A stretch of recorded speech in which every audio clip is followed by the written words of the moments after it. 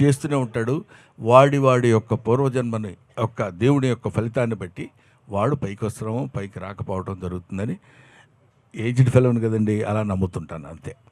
Next sir, ఇలాంటిది విన్నప్పుడే అక్కడ కూడా మన డామినేషన్ అయినా కిక్కు అనిపిస్తుంది సార్. Happy birthday sir.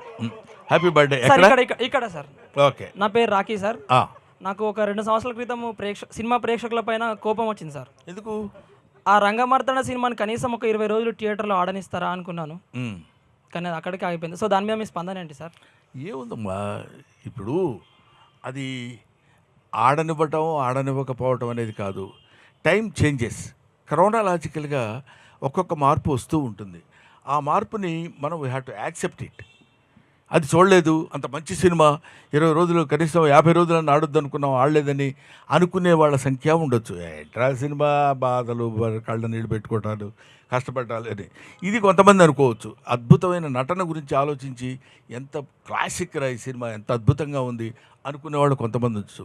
ఈ డివిజన్ ఎప్పుడైతే ఉంటుందో we cannot get 100% from anywhere. We cannot good to everybody. An artist cannot good to everybody. First of all happy birthday Gazala గారు. Thank you. అండ్ February 14 అంటే మనకు గుర్తుకొచ్చేది Valentine's day. So మీ లైఫ్లో ఎవరైనా మీకు ప్రపోజల్ చేశారు? ఎవరుగా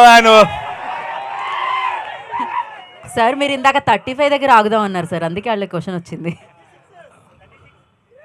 మేడం కాకుండా మళ్ళీ మీరు తెలివిగా మేడం చేశారని చెప్తారు కాబట్టి మేడం కాకుండా నువ్వే చెప్పేసుకోవా అన్నీ.